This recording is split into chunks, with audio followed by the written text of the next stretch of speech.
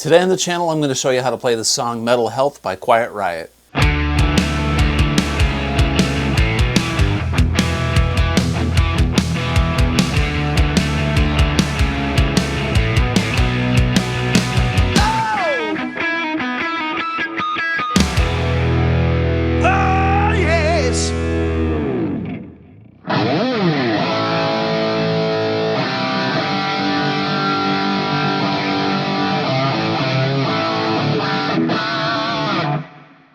Hey everybody, welcome back to the channel. Today I'm going to show you how to play the song Metal Health by Quiet Riot. This song features Kevin DeBravo on vocals, Carlos Cavazo on guitar, Rudy Sarzo on bass, and Frankie Benali on drums. This song was released in February of 1983, so as of recording of this video, that was 42 freaking years ago. Man, do I feel old. I remember buying this 45 at Woolworths of all places, and you know, I wore it out, man. This and Come On Feel the Noise. But anyway, interesting enough, this song, real quick, I'll get to the lesson fast here, but this was the first heavy metal album to reach #1 on the Billboard 200, and this album is credited as starting the entire hair metal craze. So, like it or love it, you know, this really kicked off that genre of music. For the most part, it sold 10 million copies, 6 million in the U.S. So that is pretty impressive, man. So let's dig in, okay? The song is pretty basic. I mean, it's kind of caveman metal. It's 1983, but every time it comes on the radio, it's like, yeah, bang your head, right? So it's in A, and their tune is standard, okay? So you know, Kevin could sing and screech, so no need to tune down on this song. So this song starts off with a riff that's also featured in the chorus. So the intro riff is A to a C, add 2, and a G, G chord, right? And they don't play a lot of major thirds in this song, only in like the leads and stuff like that. So it's all 5 type chords and 2 chords. So the A is like that, and then the C, very simple, and then the G. What I do with my middle finger is I'm muting when I'm playing the G, I'm muting the A string. So I'm only playing the G, the open D, the open G, and this D right here. So it sounds like, and the C is similar. So it sounds real open. Now if you got 2 amps running in stereo, or you double this part, that's what makes this guitar part sound so wicked, is these chords are very open. A lot of root and fifth and some 2s in there. Like this D in that C chord is a second. Why is it a second? Well, C, D is the second note there. So it's a C, add 2. So like that. Then go, kind of bend up that C, especially on the second one. So I'm going 3rd fret on the A string and going like that. 3 open, 3 open, and I bend up and then back to. So all together we have.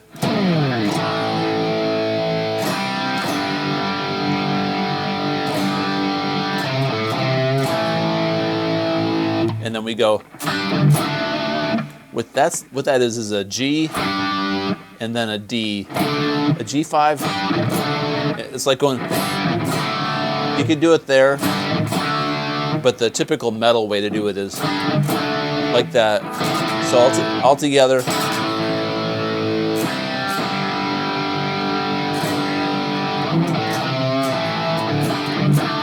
You can put a little stank on it with your pinky and your ring finger on the 7th fret. Maybe do a pinch harmonic.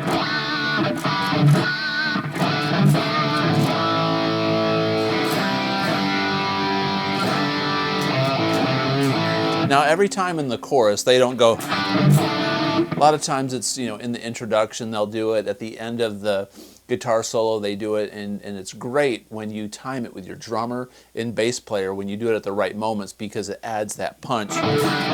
One thing about, you know, hair metal, kind of caveman type heavy metal, is the structure isn't really super complicated, and the parts sometimes aren't really that complicated, but the little nuances, like stuff like that, make it really powerful when you add those little things once in a while and you don't overdo it. Otherwise the song gets really repetitive. You got to make these basic, you know, meat and potato type metal songs interesting by adding structural things throughout it, and, you know, decorate it, ornament it like a Christmas tree. You don't want to put 4,000 lights and tinsel and bulbs. Sometimes sticking to the program and putting a few nice little things on it, and then voila, you put a really beautiful star, and you got the... I have no idea why I came up with the Christmas tree analogy there.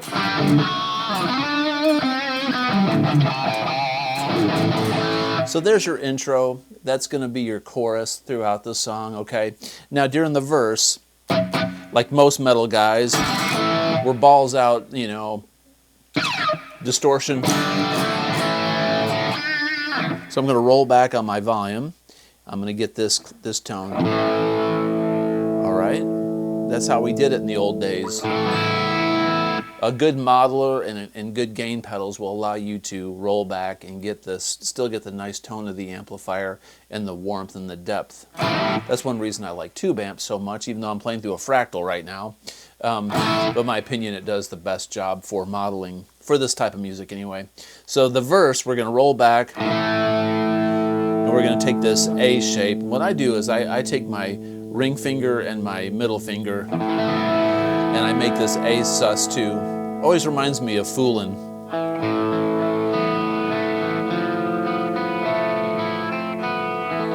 Which, by the way, I have a lesson on YouTube if you want to look it up for Foolin'. But I take this chord shape, and then I slide it up 2 frets, and that's a B. It's like going, but I'm going to leave this A open. We're doing a pedal tone. A pedal tone is when you, or a drone is when you have one note and a chord underneath it, and I'm going to slide it up 1 fret to the C position, then we're going to go back down to the B. And that creates tension, right? Rather than them just banging out chords. It's what I was talking about earlier, you know, ornamenting the song. So we're going to go...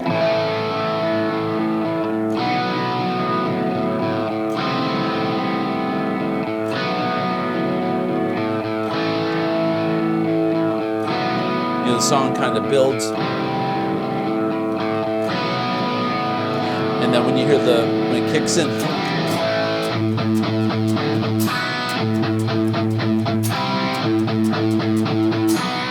that's when you want to put up the volume and increase your gain.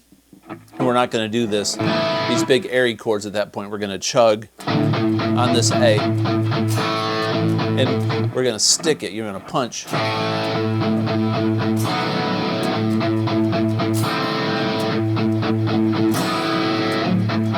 You could hit some of those high notes once in a while. And the very last time that they do that in the verse, it's full on build, they're going to do the chord. We're going to play the full on B, the C, then we're going to go D,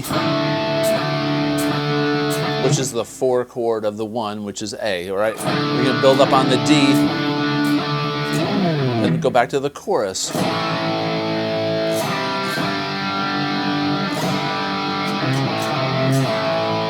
And then they'll go.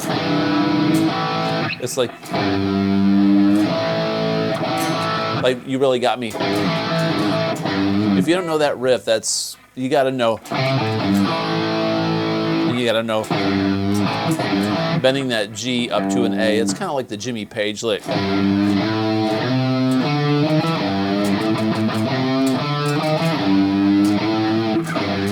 So anyway.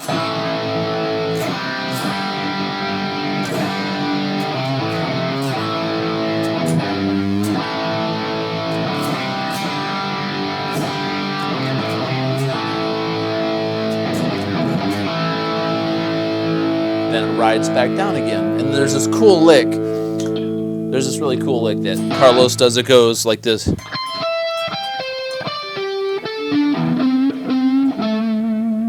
So what that is, we're up here in this A minor pentatonic position. Sounds like Ace Frehley.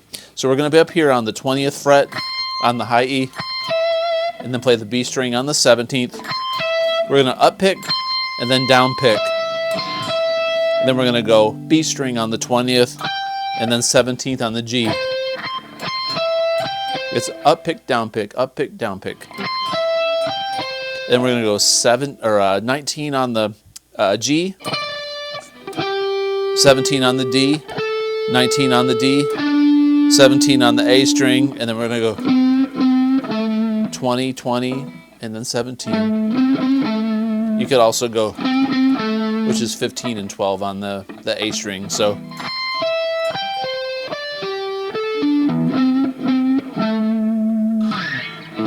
going to go back to the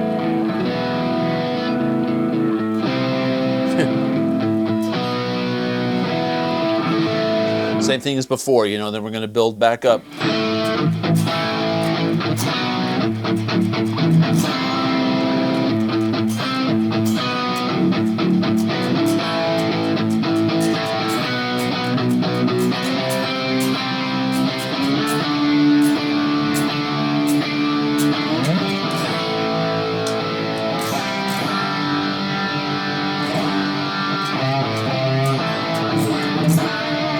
All right, cool. So once again, we're just back into the chorus. Now, during the guitar solo, like many 80s rock guitarists and musicians and bands, we're going to change keys for the guitar solo because we have to bring the song to another level. Otherwise, it's going to be, I mean, this song's like, I think it's 5.5 minutes long. I mean, it's got a long guitar solo, it's got a long introduction, it's got a lot of segues. I mean, that kind of stuff would never get by in today's radio music, unfortunately.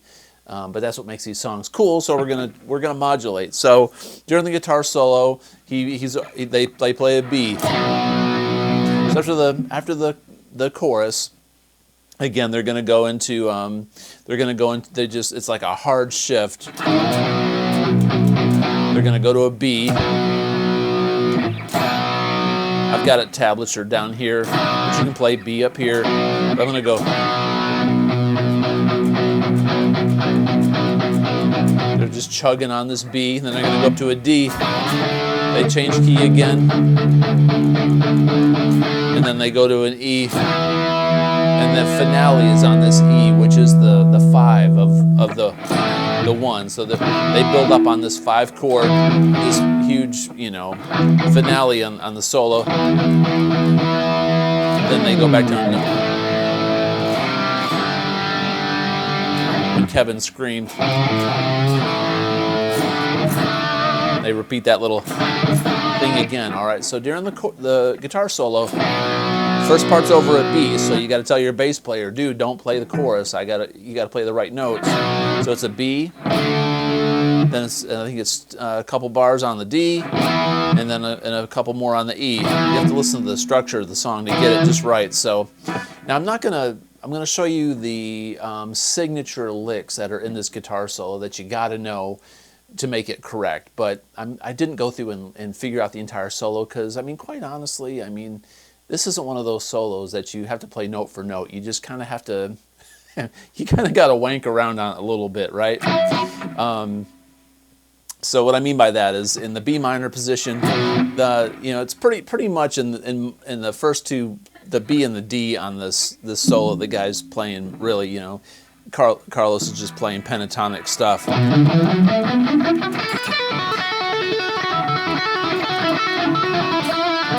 So I'm going to show you the boxes. Now don't worry, I'm going to show you some cool licks in here. I'm not just trying to skip through this to be a lame ass, but I mean, anyway, I don't want to get myself in trouble with Quiet Riot fans.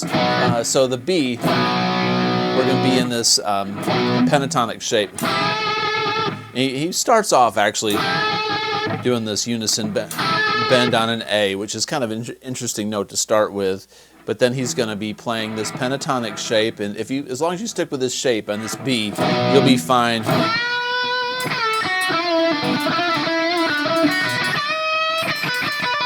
You know, do some stuff like.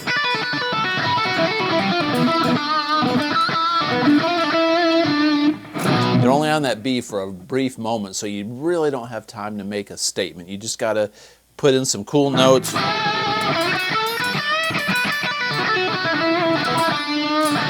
Then they're going to go up to an E, D. We're going to go up to the same pentatonic shape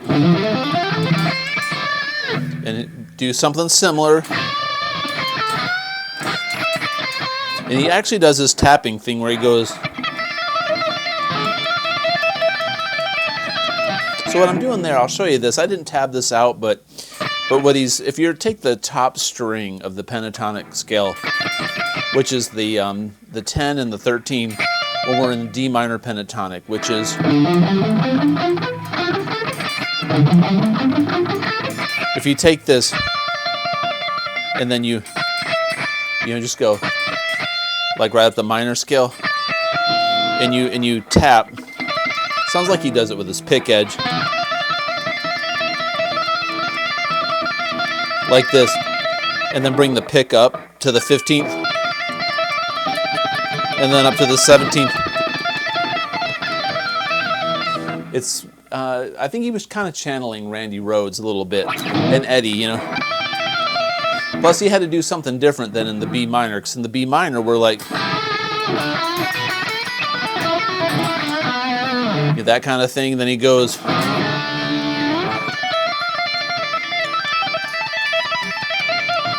you know, in the D minor. And then here on this E, when he hits the E, here's where you got to kind of play this lick. He goes.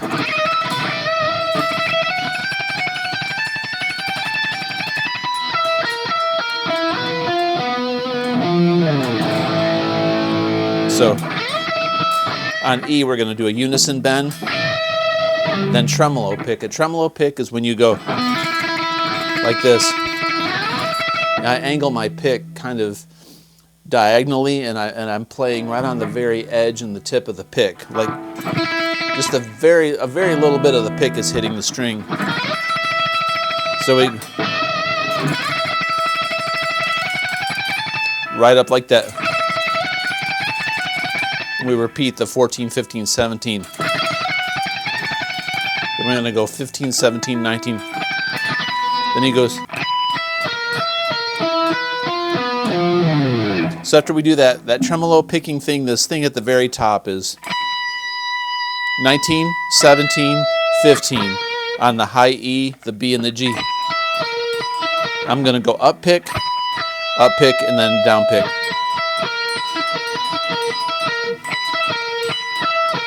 And then we're going to go 17, 15, 14 on the B, G, and D. It's an up pick, down pick. And then we're going to go, which is going to be 15, 14, 13 on the G, D, and the A. It's up, down. And then it sounds like he does a 13 and slides down and goes. So from that E chord in the solo, we go.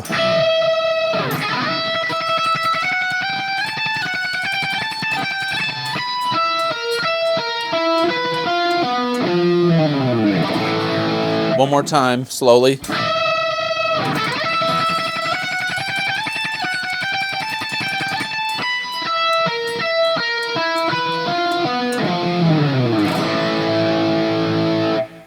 Up to speed.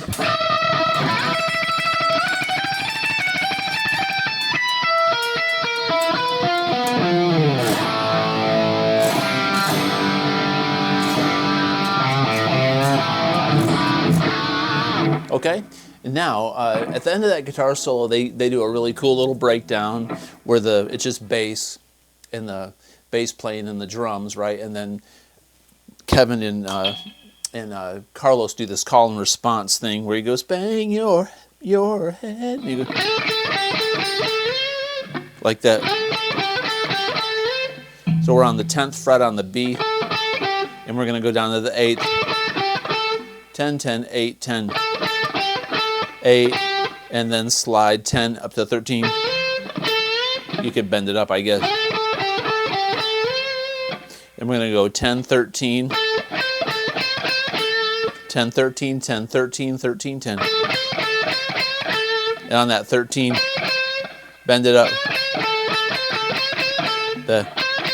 It's like a quarter step bend.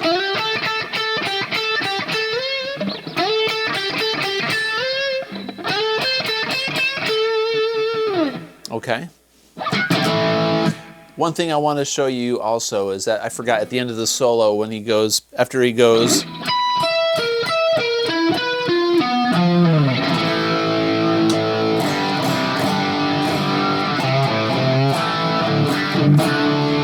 he goes,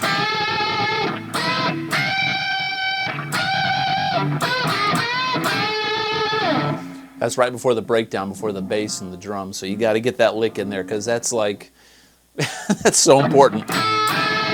So I'm doing a unison bend on the, this is on the G and the B string. So I'm on 12 and 10.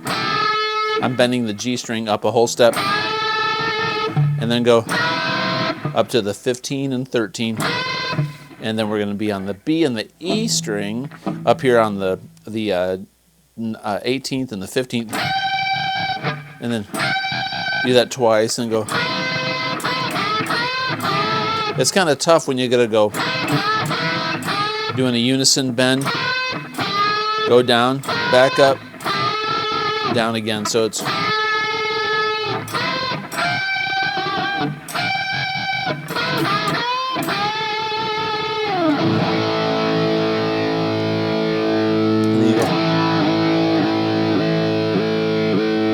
you have a whammy bar, do the whammy bar on time.